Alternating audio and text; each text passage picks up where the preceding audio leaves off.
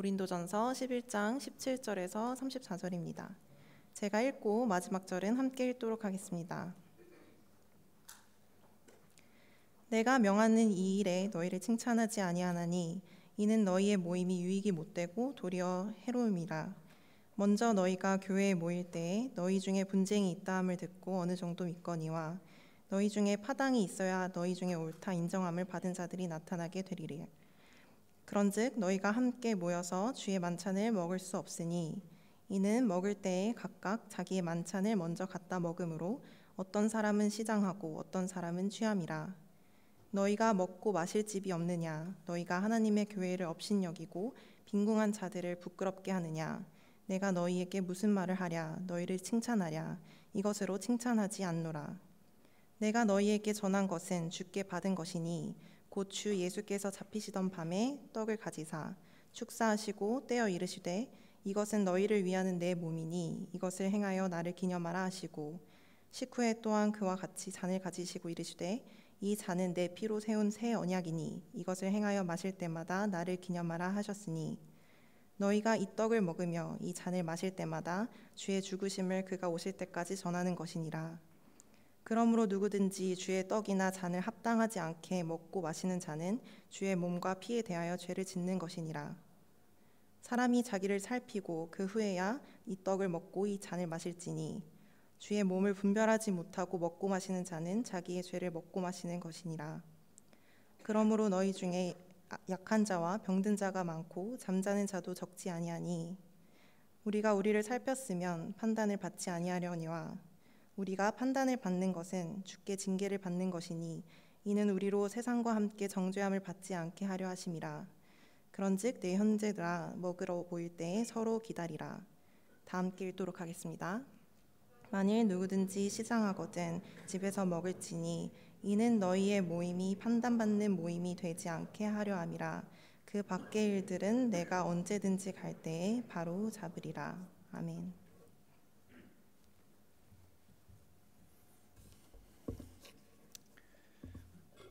예, 오늘도 여러분 건강한 모습으로 만나 볼 수 있어서 참 하나님 앞에 감사한 것 같아요.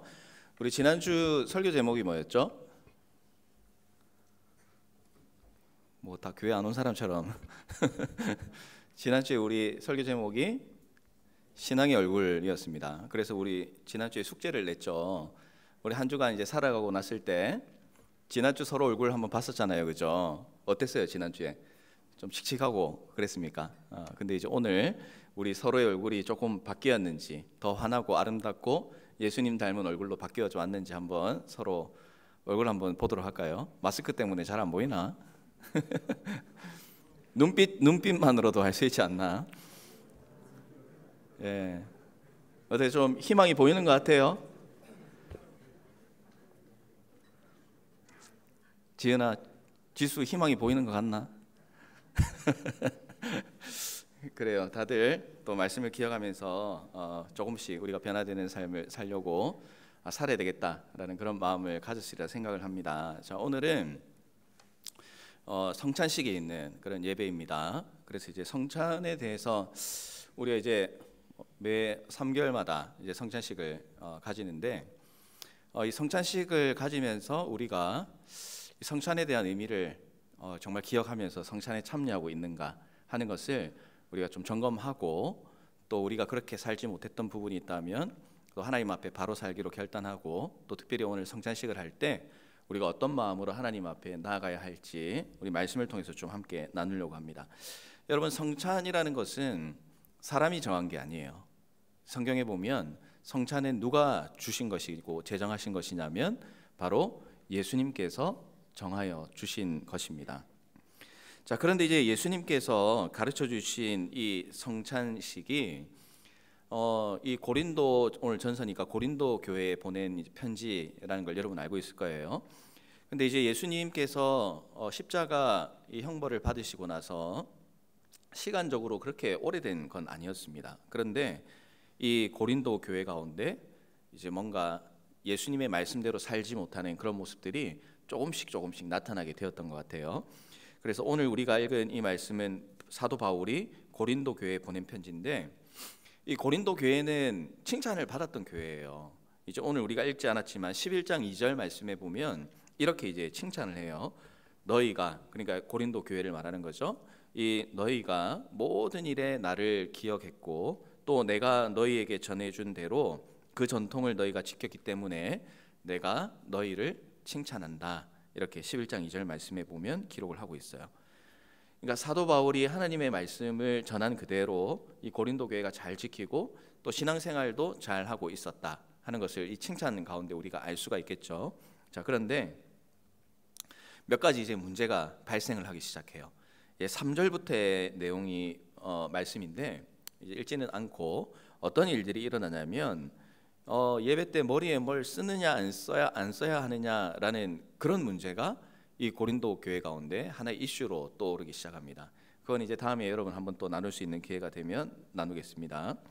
그래서 뭐 남자와 여자의 차이가 있느냐 없느냐 뭐 이런 문제까지 번져지는데, 근데 이런 논란이 있는 그 가운데 사도 바울은 우리가 신앙인으로서 복음에 방해가 되는 외모나 행동은 피해야 한다. 그러니까 이 중심이 복음인 거죠. 눈에 보기에 좋다 안 좋다가 아니라 복음에 도움이 되는 것이냐 도움이 되지 않는 것이냐에 따라서 우리가 결론을 내려야 한다라고 이렇게 이야기를 해요. 그리고 나서 17절부터의 말씀에는 또 교회에 나타난 문제 가운데 다른 문제를 이제 지적을 하는데, 그게 우리가 읽었던 오늘 말씀의 내용이에요. 다소 좀 긴 말씀을 우리가 읽었는데 이 말씀에 보면 예수님께서 우리에게 선물로 주신 이 성찬에 대해서 잘못된 생각과 그리고 행동을 고린도 교회가 하고 있었다라는 것이에요.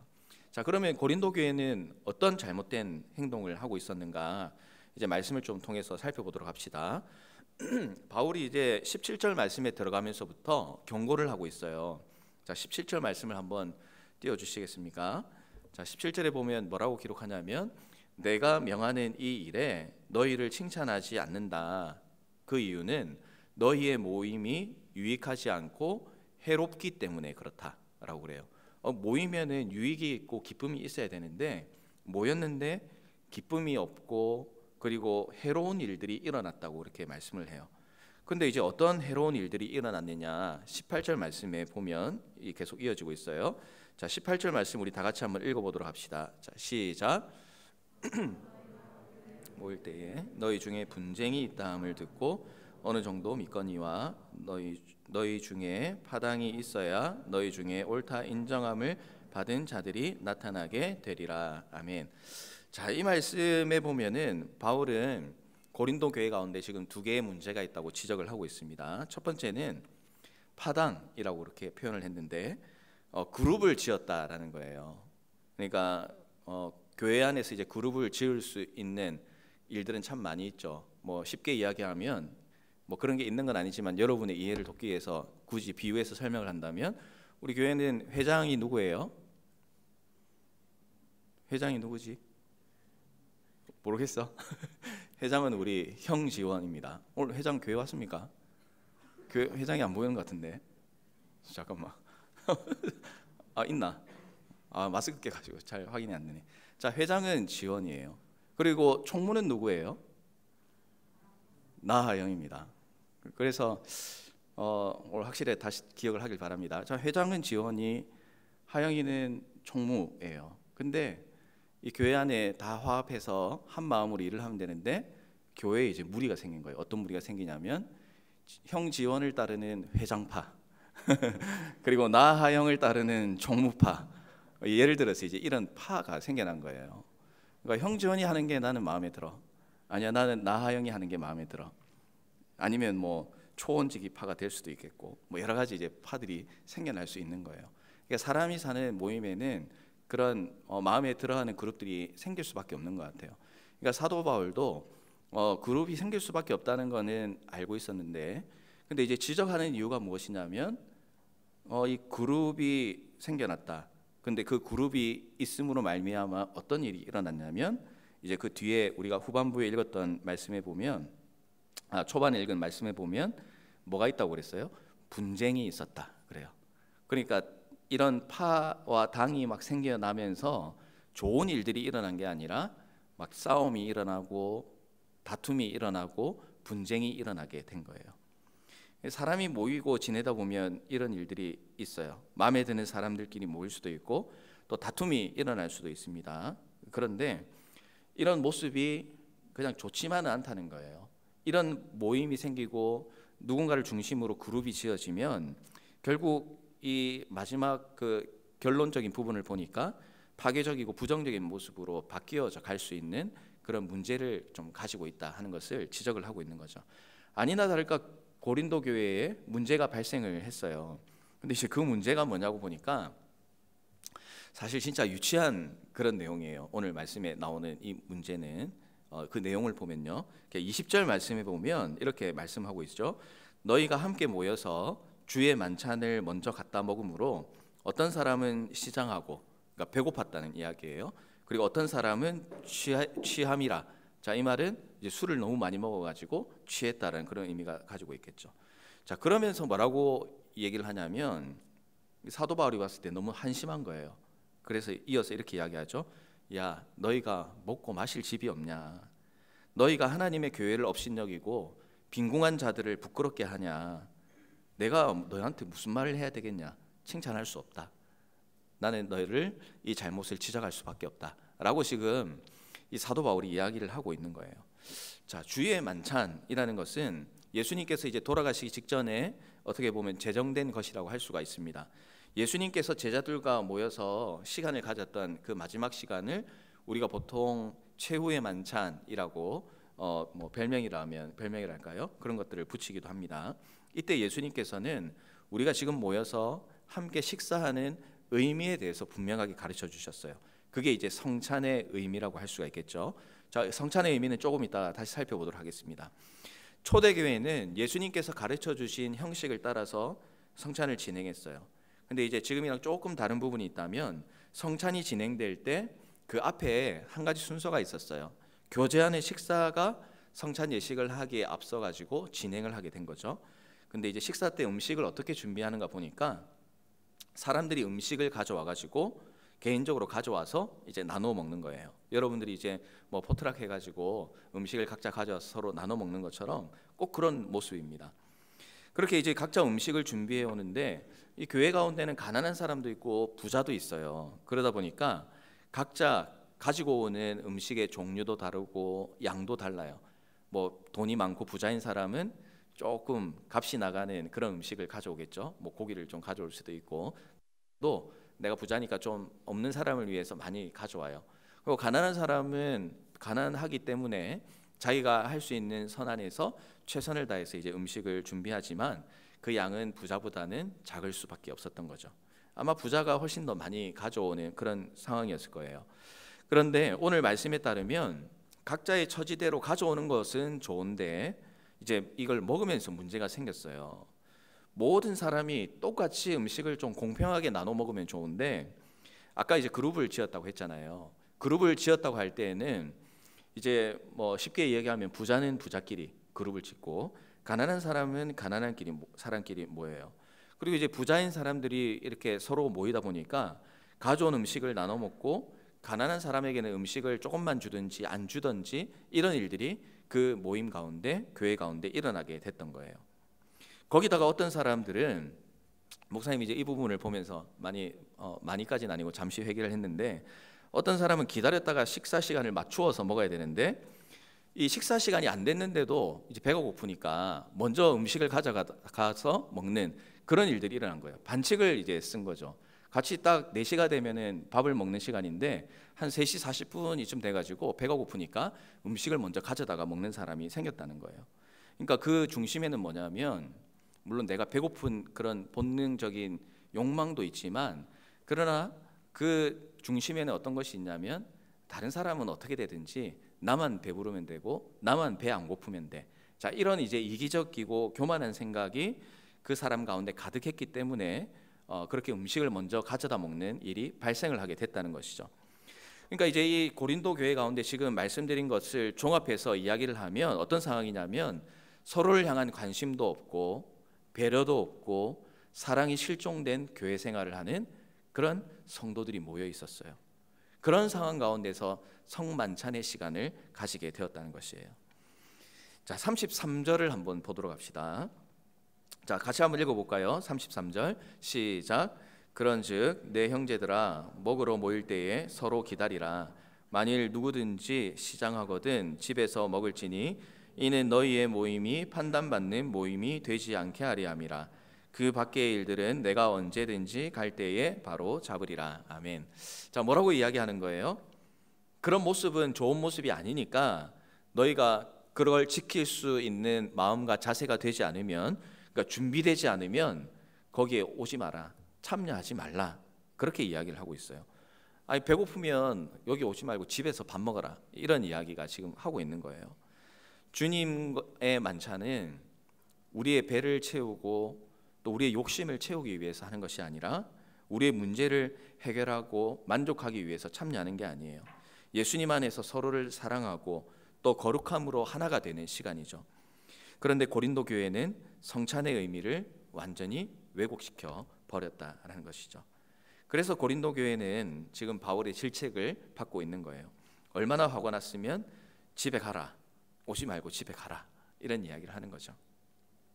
만찬에 참여하지 않으면 욕심을 부릴 일도 없고 또 모든 사람에게 충분한 음식이 돌아갈 수 있기 때문에 그런 거예요.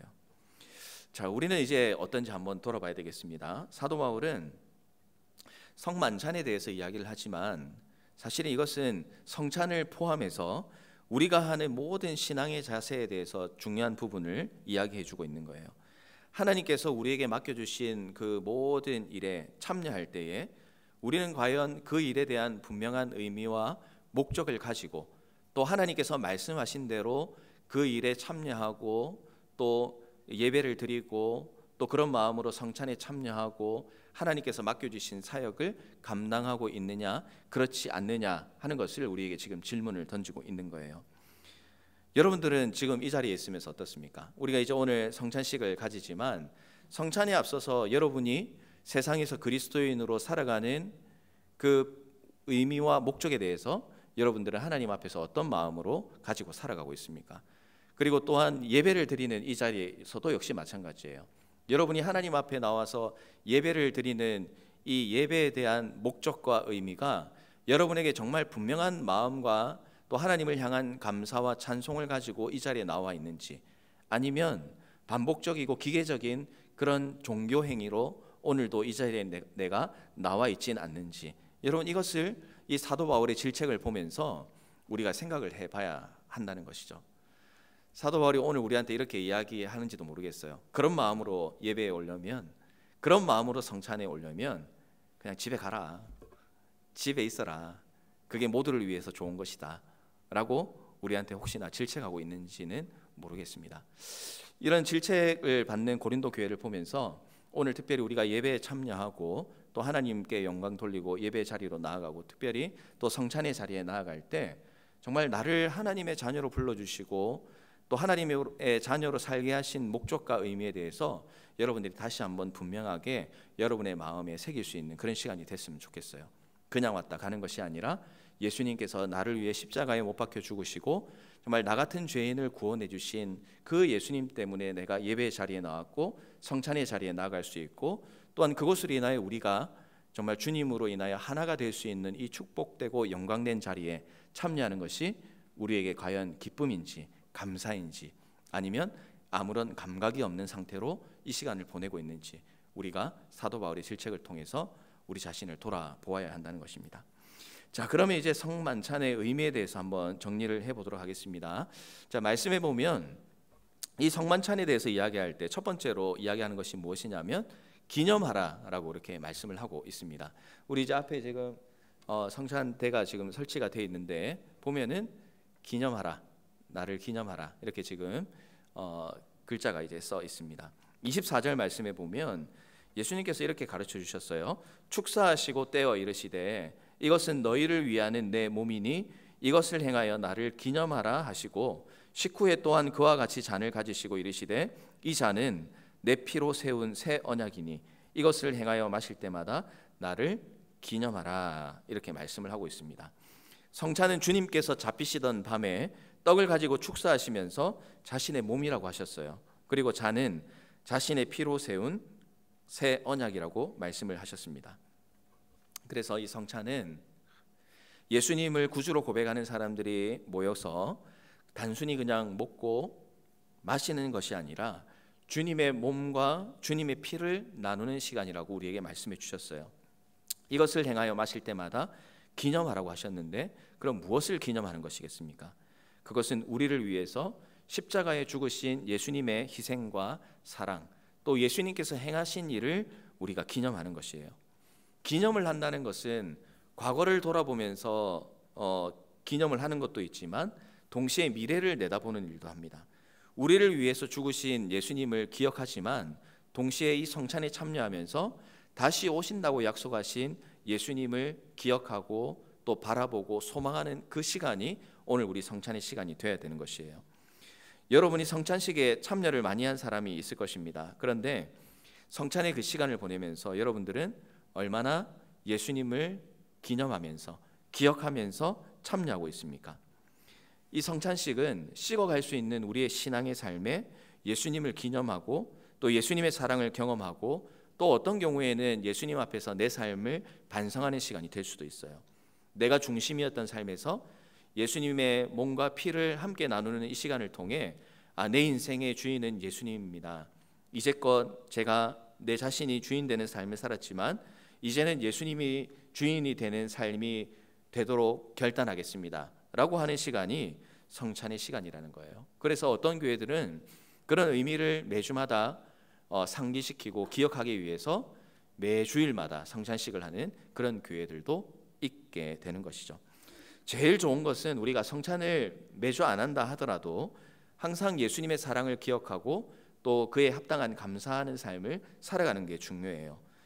그렇지만 우리가 연약한 부분이 있기 때문에 최소한 우리가 성찬식을 가지는 이 시간에 예수님을 기념하고 예수님이 가르쳐 주신 대로 살기로 결단하는 그 모습이 우리 성찬을 대하는 우리의 삶 가운데 반드시 나타나야 한다는 것을 여러분 꼭 기억하시고 그런 마음으로 오늘 우리가 성찬에 임해야 되리라 생각합니다. 자, 그리고 이제 성찬을 하면서 또 우리 주님께서 우리에게 명령하신 게 있어요. 이 성찬을 할 때 하나님께서 우리에게 기억하라고 하신 게 무엇이냐면 이제 두 번째인데요. 주님 오실 때까지 전하라라고 우리에게 말씀을 해주셨어요. 26절 말씀에 보면 이렇게 말씀합니다. 너희가 이 떡을 먹고 잔을 마실 때마다 주의 죽으심을 그가 오실 때까지 전하는 것이다 라고 이렇게 말씀을 하세요. 이 떡을 먹고 잔을 마실 때마다 앞서 예수님을 기념한다고 말씀을 드렸어요. 그와 동시에 우리가 해야 할 일이 있대요. 그것이 무엇이냐면 주님께서 죽으신 것, 그러니까 예수님께서 십자가에 못 박혀 죽으시고 우리의 죄를 용서해 주시는 구원의 유일한 통로라는 그 복음을 전하는 삶을 우리가 살아야 하는 존재임을 기억하고 그렇게 살기로 결단하는 시간이 바로 성찬의 시간이라는 것이에요. 성찬은 예수님께서 십자가 사랑을 완성하셨다는 것을 선포하는 시간입니다. 그리고 구원의 은혜를 우리는 이 시간을 통해서 경험을 해요. 동시에 우리는 주님 다시 오실 때까지 복음 증거하는 전도자로 살겠습니다 하는 그 각오와 결단이 우리 가운데 있어야 하는 것이죠. 그래서 디모데후서 4장 2절 말씀은 이렇게 우리에게 가르쳐주고 있습니다. 자, 다 같이 한번 읽어보도록 합시다. 디모데후서 4장 2절 말씀 시작. 너는 말씀을 전파하라. 때를 얻든지 못 얻든지 항상 힘쓰라. 범사의 오래 참음과 가르침으로 경책하며 경계하며 권하라. 아멘. 자, 그러니까 전도할 때이든지 전도할 때가 아니라고 생각하든지 어떤 상황에서든지 우리는 주님의 복음을 증거하는 사람, 주님의 죽으심과 부활의 복된 소식을 증거하며 살아가는 그런 존재라는 것을 다시 기억하는 시간, 깨닫는 시간이 바로 성찬에 참여하는 의미를 가지고 있다는 것을 여러분 기억을 해야 돼요. 자, 근데 이제 이 성찬이 참 너무나 귀하고 예수님께서 가르쳐 주셨고 이런 은혜와 또 우리가 해야 할 일에 대한 각오를 다지게 해주는 시간인데, 근데 이제 보면은 말씀에는 성찬을 할 때 주의사항이 있다고 우리에게 말씀을 해주셨어요. 자, 여러분 이 부분을 분명히 여러분이 잘 봐야 됩니다. 성찬할 때 주의사항이 있는데 그것이 무엇이냐? 두 가지를 이야기하고 있어요. 첫 번째는 주의 떡이나 잔을 합당하게 먹고 마셔야 한다라고 우리에게 가르쳐 줍니다. 27절 말씀에 보면 그러므로 누구든지 주의 떡이나 잔을 합당하지 않게 먹고 마시는 자는 주의 몸과 피에 대해서 죄를 짓는 것이다. 이렇게 가르쳐주고 있습니다. 합당하게 먹고 마신다 하는 것을 이제 아까 앞서서 고린도 교회가 했던 일과 좀 연관을 짓는다면 어떤 내용이겠어요? 서로 편을 가르고 또 부자들이 가난한 사람들을 무시하는 행동이라든지 또 자신의 욕심으로 다른 사람에게 피해를 준다든지 더 나아가서 우리가 그리스도인의 합당한 목적과 의미를 상실하고 살아가는 그런 모습으로 우리가 살아가는 사람은 이 성찬에 참여할 수 있는 그런 자격이 없다, 이렇게 우리에게 말씀을 하고 있습니다. 그러니까 이건 어쩌면 신앙의 외형적인 부분을 말씀한다고 볼 수가 있을 것 같아요. 성찬은 주님의 몸과 피를 나누는 시간입니다. 또 주님과 하나가 되고 또 함께하는 그리스도인들도 우리가 그리스도의 몸이기 때문에 모두가 주님 안에서 하나가 되는 그런 시간이에요. 그런데 우리가 서로 간에 하나가 되지 못하고 편을 가르고 나뉘어져 있고 또 서로 사랑하지 못하면 결국 우리의 몸이 어떤 상태인 거예요? 우리의 몸이 하나가 아니라 막 나뉘어져 있는 그런 상태가 된다는 것이에요. 고린도 교회 성도들은 서로를 형제요 자매요라고 이렇게 불렀지만 남처럼 여기는 사람들이 많았어요. 힘들고 연약한 사람을 돌아보지 못했습니다. 나만 배부르면 되고 나만 맛있는 것을 먹으면 되고 나만 잘 살면 되고 나만 예배 잘 드리면 된다, 나만 신앙생활 잘하면 된다라는 하나님께서 보시기에 합당하지 않은 그런 신앙생활을 했다는 것이에요. 그래서 우리가 이 성찬에 참여하며 우리 자신을 돌아볼 때 내가 신앙생활을 하는데 합당한 신앙생활을 하고 있는가, 여러분이 자신을 돌아봐야 돼요. 내가 있는 곳에는 분명히 서로 간에 기쁨이 있어야 되고 또 함께 하는 즐거움이 있어야 되는데 혹시 내가 가는 곳마다 공동체의 문제가 발생을 하고 또 뭔가 사람들 간의 싸움과 다툼이 일어나는 그런 일이 나를 통해서 일어나고 있지는 않는가 돌아봐야 되겠죠. 내가 가면 모임이 힘들어지고 내가 가면 사람들이 힘들어지고 그런 상황에 내가 놓여져 있다면 내가 합당한 신앙생활을 하고 있는지 하나님 앞에서 돌아볼 수 있어야 돼요. 올바른 신앙생활을 내가 하지 못하고 있는데 성찬에 참여한다라는 것은 오늘 말씀에 비추어 볼 때 그것은 죄를 짓는 것이다 라고 우리에게 분명히 경고를 하고 있습니다. 그래서 우리는 성찬에 참여하기 전에 자기를 살피고 난 후에 주님의 이 떡과 잔을 마셔야 돼요. 성찬을 하는 목적이 무엇인지 그 의미를 분명히 알아야 한다는 것입니다. 구원의 은혜를 기억하고 성찬을 하면서 내가 해야 할 일들, 또 누군가를 힘들게 하는 것이 아니라 낮아지고 또 누군가를 울게 만드는 것이 아니라 누군가에게 힘을 줄 수 있는 그런 삶, 이것이 주님께서 주신 것이고 주님의 십자가의 은혜와 사랑이라는 것을 기억하고 동시에 이 성찬을 통해서 내가 주님의 복음 전하는 그 복음자로 살겠다 하는 결단이 우리 가운데 있어야 한다라는 것이에요. 그래서 이제 성찬에 참여하기 전에는 두려운 마음으로 우리 자신을 하나님 앞에 돌아봐야 되는 것이죠. 자, 그리고 두 번째로 주의할 것을 이야기합니다. 그것은 분별해야 한다, 이렇게 말씀을 하세요. 28절에서 9절 말씀입니다. 사람이 자기를 살피고 그 후에야 이 떡을 먹고 이 잔을 마실지니 주의 몸을 분별하지 못하고 먹고 마시는 자는 자기의 죄를 먹고 마신다. 주님의 몸을 분별한다, 즉 자기를 분별해야 한다는 것이에요. 자기를 살펴야 한다는 것이죠. 깨끗한 마음으로 참여해야 한다는 것이에요. 그래서 앞서는 우리의 신앙의 어떤 외형적인 모습을 이야기했다면 이것은 우리의 신앙의 내면적인 모습을 말합니다. 그래서 성찬에 참여하기 전에 우리는 다른 사람이 모르는 내 자신만이 알 수 있는 내 삶, 그리고 내 마음, 내 생각을 살피고 분별해야 돼요.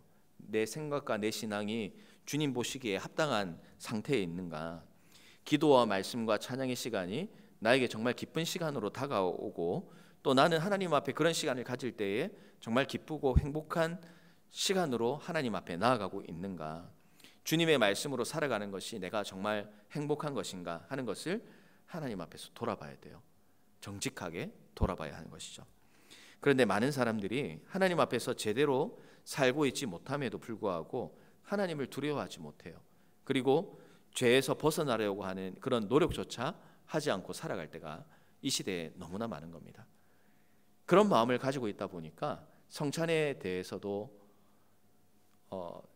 주님이 가르쳐 주신 그런 모습으로 이해하지 못하고 받아들이지 못하고 하나의 종교적 행위로 내가 교회 다니니까 당연히 성찬식에 참여해야지 하는 그런 안일한 마음, 또 하나님께서 기뻐하시지 않는 모습으로 우리가 착각하는 신앙생활을 하고 또 착각하는 그런 마음으로 성찬에 참여할 경우가 있다라는 거예요. 그것이 바로 이제 보통 이야기할 때 영적 불감증에 잡혀 있다라고 그렇게 이야기를 하는 겁니다. 고린도 교회는 죄로 인해서 약한 자도 있었고 아픈 사람도 있고 죽은 사람도 많았어요. 그런데 거기에 신경을 쓰지 않습니다. 오로지 먹고 마시는 일, 편 가르는 일에 집중을 하고 있어요. 죄의 문제를 해결하지 않으면 우리도 이런 모습에만 집중할 수밖에 없습니다. 우리 교회가 뭐 맛있는 거 먹으러 가기 위해서 모인 것은 아니잖아요. 물론 맛있는 것을 우리가 먹으러 가는 것 너무나 당연한 일이지만 그게 우리의 모임 가운데 가장 중요한 순간이 된다라고 한다면 우리는 신앙생활하는 본질적인 목적과 의미에 대해서 정말 내가 어떤 마음으로 대하고 살아가는지 생각을 해봐야 돼요. 누군가를 사랑하지 못하고 또 잘 모르는 사람이기 때문에 어색할 수는 있지만 나는 저 사람과 영원히 함께 하면 안 되는 사람인 것처럼 생각하고 살아간다면 나는 하나님이 기뻐하시지 않는 모습으로 편가르고 또 그룹을 짓고 또 내가 원하는 방식으로 신앙생활을 하는 그런 잘못된 모습으로 살아가고 있지는 않는지 우리가 돌아보아야 한다는 것이죠. 더군다나 이런 모습을 가지고 있음에도 불구하고 문제점을 알지 못하고 또 그런 착각을 가지고 성찬에 참여하면 자신의 죄를 먹고 마시는 것이라고 분명히 경고를 하고 있습니다. 자, 그래서 성찬에 참여하기 전에 우리는 반드시 우리의 죄를 또 우리의 죄악된 모습을 주님 앞에 회개하고 또 깨끗한 마음으로 주님 앞에 나가야 되는 시간이라는 것을 여러분이 꼭 기억하고 거룩한 마음으로 성찬에 참여하는 자세가 필요한 거예요. 어쩌면 우리는 성찬이 있는 그날을 우리가 듣게 되었을 때 이미 한 주간 살아가면서 하나님 앞에 성찬을 준비하는 삶을 살아야 돼요.